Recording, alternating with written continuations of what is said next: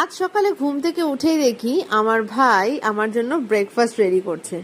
কাটোয়ায় এলে আমার ঘুমটা একটু বেশি হয় আর তার সাথে খাওয়াটাও অনেক বেশি হয়। ও বানিয়েছিল একটা চিজ অমলেট বার্গার, যেটা খেতে খুবই টেস্টি ছিল।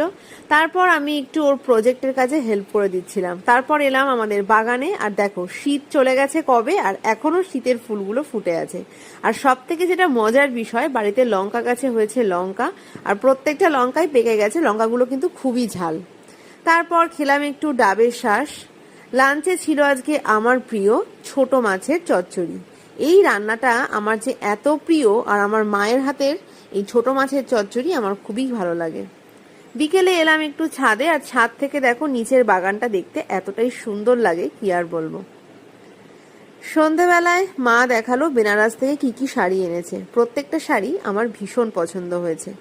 আজকের মতো এইটুকুই, দেখা হচ্ছে নেক্সট ভিডিওতে। টাটা।